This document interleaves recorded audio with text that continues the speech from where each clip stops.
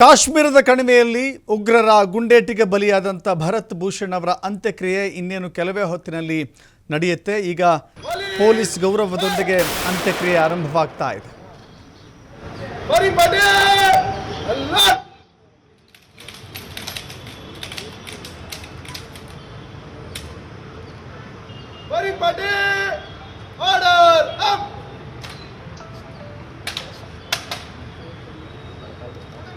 Everybody, slow up.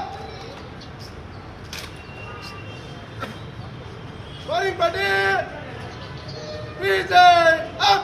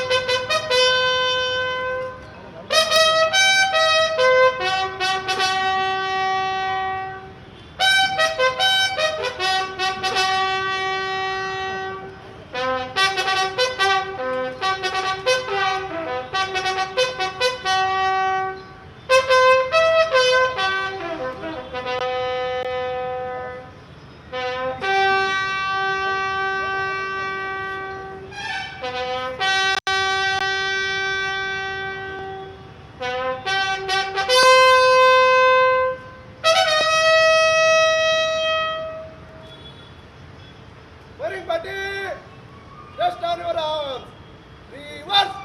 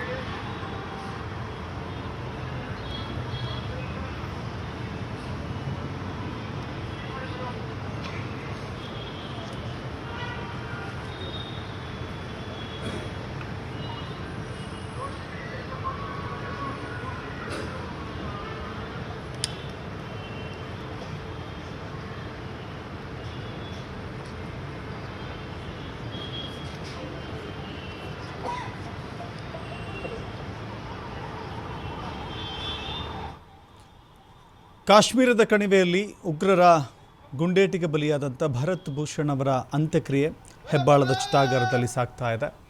Police ಗೌರವದೊಂದಿಗೆ ಅವರ ಕುಟುಂಬಸ್ಥರು, ಸ್ನೇಹಿತರು, ಬಂಧುಗಳ ಸಮ್ಮುಖದಲ್ಲಿ ಅಂತ್ಯಕ್ರಿಯೆ ಜರುಗ್ತಾ ಇದೆ. ಹೇಳಿ ಕೇಳಿ ಭರತ್ ಭೂಷಣ್ ಕರ್ನಾಟಕದವರೇ ಆಗಿದ್ದಾರೆ, ಇಲ್ಲಿಯೇ ವಾಸ ಮಾಡ್ತಾ ಇದ್ದಾರೆ. ಪ್ರವಾಸಕ್ಕೆ ಅಂತ ತೆರಳಿದಾಗ ಹೀಗೆ ದಾಳಿಯಾದ ಕಾರಣ ಜೀವವನ್ನು ಕಳೆದುಕೊಂಡಿದ್ದಾರೆ. ಅವರ ಇಡೀ ಕುಟುಂಬ ಕಣ್ಣೀರಿನಲ್ಲಿ ಕೈ ತುಳಿತಾ ಇದೆ. ಅಲ್ಲಿ ಗುಂಡೇಟು, ಇಲ್ಲಿ ಕಣ್ಣೀರಿನ ಪ್ರವಾಹದ ರೀತಿಯಲ್ಲಿ ಕಾಣಿಸ್ತಾ ಇದೆ. ಹೆಬ್ಬಾಳದ ಚಿತಾಗಾರದಲ್ಲಿ ಈ ಅಂತ್ಯ ಸಂಸ್ಕಾರ ನೆರವೇರ್ತಾ ಇದೆ. ಮೃತರಾದಂಥ ಎಲ್ಲರಿಗೂ ಕೂಡ ಪೊಲೀಸ್ ಗೌರವವನ್ನು ನೀಡಲಾಗಿದೆ.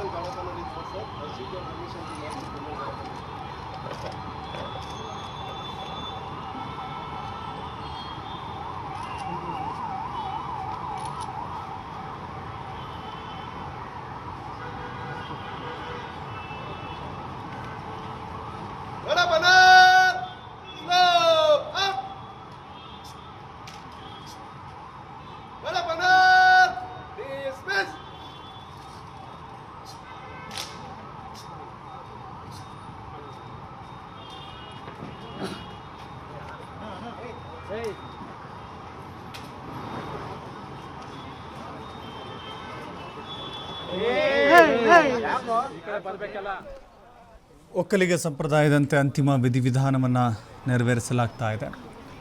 ಭರತ್ ಭೂಷಣ್ ಹೆಬ್ಬಾಳದ ಚಿತಾಗಾರದಲ್ಲಿ ಭರತ್ ಭೂಷಣ್ ಅವರ ಅಂತ್ಯಕ್ರಿಯೆ ನೆರವೇರ್ತಾ ಇದೆ. ಈ ಸಂದರ್ಭದಲ್ಲಿ ಇಡೀ ಕುಟುಂಬ ಕಣ್ಣೀರಿನಿಂದ ಶಾಶ್ವತವಾಗಿ ಭರತ್ ಭೂಷಣ್ಗೆ ವಿದಾಯ ಹೇಳ್ತಾ ಇದೆ. ಅಂತಿಮ ಪೂಜೆಯ ವಿಧಿವಿಧಾನಗಳನ್ನು ನೀವು ನೋಡ್ತಾ ಇದ್ದೀರಿ.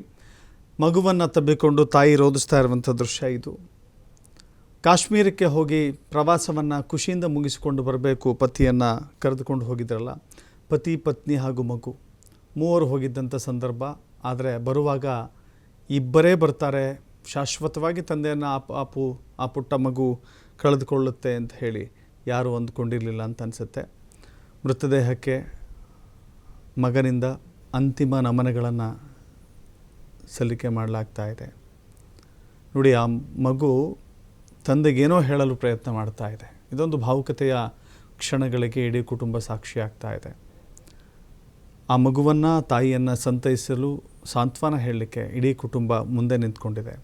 ಯಾರಿಗಾದರೂ ಅಷ್ಟೇ ಆಕಾಶವೇ ಮೇಲ್ ಬಿದ್ದಂಗಾಗತ್ತೆ. ಕಣ್ಣು ಬಿಡೋದ್ರಲ್ಲಿ ನಮ್ಮ ಜೊತೆಗಿದ್ದ ವ್ಯಕ್ತಿ ನಮ್ಮ ಈಗಿಲ್ಲ ಅಂತ ಹೇಳಿದ್ರೆ ಅದನ್ನು ಅರಗಿಸಿಕೊಳ್ಳುವಂಥ ಧೈರ್ಯ, ಅರಗಿಸಿಕೊಳ್ಳುವಂಥ ಶಕ್ತಿ ಎಲ್ಲರಲ್ಲೂ ಬರೋದು ಸಾಮಾನ್ಯದ ಮಾತಲ್ಲ. ಹೀಗಾಗಿ ಆಕೆಗೂ ಕೂಡ, ಪತ್ನಿಗೂ ಕೂಡ ಅಂಥ ನೋವು ಆಕೆಯನ್ನು ಕಾಡ್ತಾ ಇದೆ. ಆ ಪುತ್ರನಿಗೂ ಕೂಡ ತನ್ನ ತಂದೆಯ ಜೊತೆ ಕಳೆದಂಥ ಕೊನೆಯ ಕ್ಷಣಗಳು ಅಂತ ಹೇಳಿದ್ರೆ ಅದು ಕಾಶ್ಮೀರದಲ್ಲಿ ಕಳೆದಂಥ ಕ್ಷಣಗಳಷ್ಟೇ. ಸೊ ಹೀಗಾಗಿ ಇಡೀ ಕುಟುಂಬ ಆಕೆಯ ಜೊತೆಗೆ ನಿಂತು ಧೈರ್ಯ ತುಂಬುವಂಥ ಕೆಲಸ ಮಾಡ್ತಾ ಇದೆ. ಇನ್ನು ಒಕ್ಕಲಿಗ ಸಮುದಾಯದ ರೀತಿಯಲ್ಲಿ ಪೂಜೆ ಪುನಸ್ಕಾರಗಳೆಲ್ಲವೂ ಕೂಡ ನೆರವೇರ್ತಾ ಇದೆ. ಇನ್ನೇನು ಕೆಲವೇ ಹೊತ್ತಿನಲ್ಲಿ ಅಂತ್ಯ ಸಂಸ್ಕಾರ ಪೂರ್ಣಗೊಳ್ಳುತ್ತೆ. ಅಂತಿಮ ದರ್ಶನವನ್ನು ರಾಜಕೀಯ ಗಣ್ಯರು ಪಡೆದುಕೊಂಡಿದ್ದಾರೆ. BJPಯ ರಾಜ್ಯಾಧ್ಯಕ್ಷ ವಿಜಯೇಂದ್ರ, ಸಚಿವ ರಾಮಲಿಂಗಾರೆಡ್ಡಿ, ಮೇಲ್ಮನೆಯ ವಿಪಕ್ಷ ನಾಯಕ ಛಲವಾದಿ ನಾರಾಯಣಸ್ವಾಮಿ, ಹೀಗೆ ಅನೇಕ ನಾಯಕರು ಭೇಟಿ ಕೊಟ್ಟಿದ್ದರು. ಭೇಟಿ ಕೊಟ್ಟಂಥ ಸಂದರ್ಭದಲ್ಲಿ ಅಂತಿಮ ದರ್ಶನವನ್ನು ಪಡೆದುಕೊಂಡು ಕುಟುಂಬಕ್ಕೆ ಧೈರ್ಯ ಹೇಳಿದ್ದಾರೆ.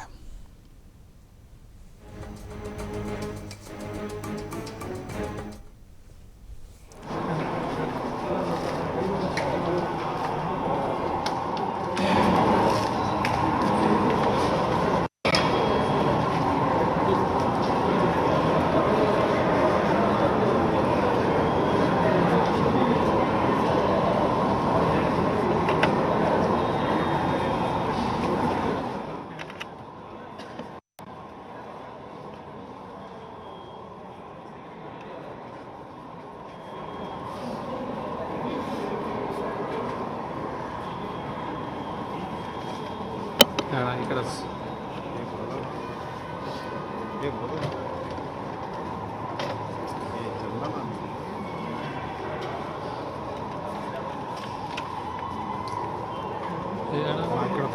ఇక్కడ బా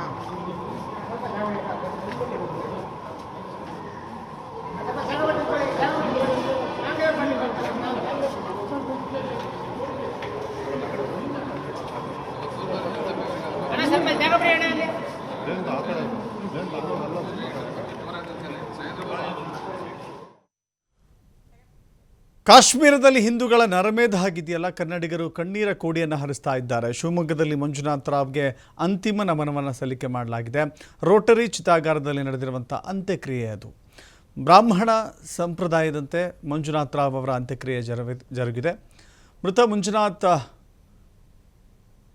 ಪಾರ್ಥಿವ ಶರೀರಕ್ಕೆ ಪೊಲೀಸರಿಂದ ಅಂತಿಮ ಗೌರವವನ್ನು ಕೊಟ್ಟಿದ್ದಾರೆ. ಪೊಲೀಸರ ಗೌರವದ ಜೊತೆಗೆ ಅಂತ್ಯಕ್ರಿಯೆಯನ್ನು ನೆರವೇರಿಸಲಾಗಿದೆ. ಎರಡೂ ದೃಶ್ಯಗಳನ್ನು ತೋರಿಸ್ತಾ ಇದ್ವಿ. ಒಂದು ಕಡೆ ಹೆಬ್ಬಾಳದ ಭರತ್ ಭೂಷಣ್ ಅಂತ್ಯಕ್ರಿಯೆಯ ದೃಶ್ಯಾವಳಿಗಳು.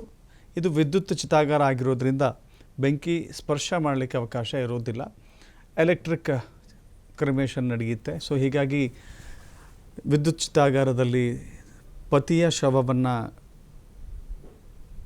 ಕಳಿಸಿರುವಂಥ ಆ ತಾಯಿ ಮತ್ತು ಮಗು ಅತ್ಯಂತ ತೀವ್ರ ನೋವಿನಿಂದ ಒದ್ದಾಡ್ತಾ ಇದ್ದಾರೆ. ಮತ್ತೊಂದು ಕಡೆ ಶಿವಮೊಗ್ಗದ ಮಂಜುನಾಥ್ ರಾವ್ ಅವರ ಅಂತ್ಯಕ್ರಿಯೆ ದೃಶ್ಯಾವಳಿಗಳನ್ನು ಕೂಡ ಗಮನಿಸ್ತಾ ಇದ್ದೀರಿ. ಅವರ ಪುತ್ರ ಈ ಅಂತ್ಯಕ್ರಿಯೆಯನ್ನು ನೆರವೇರಿಸಿದ್ದಾನೆ. ಅಲ್ಲಿಯೂ ಕೂಡ ಅಷ್ಟೇ, ಗಂಡ ಹೆಂಡತಿ ಮಗ ಪ್ರವಾಸಕ್ಕೆ ಅಂತ ತೆರಳಿದ್ರು. ಈ ಸಂದರ್ಭದಲ್ಲಿ ಉಗ್ರರು ಅಟ್ಟಹಾಸ ಮೆರೆದರು. ಕಣ್ಣು ಮುಂದೆನೇ ಆ ತಂದೆಯನ್ನು ಮಗನ ಸಮ್ಮುಖದಲ್ಲಿಯೇ ಸಾಯಿಸಿದ್ರು. ರಕ್ತದ ಮಡುವಿನಲ್ಲಿ ವಿಲವಿಲ ಅಂತ ಹೇಳಿ ಒದ್ದಾಡಿ ಪ್ರಾಣ ಬಿಟ್ಟಿದ್ದರು ಮಂಜುನಾಥ್ ರಾವ್.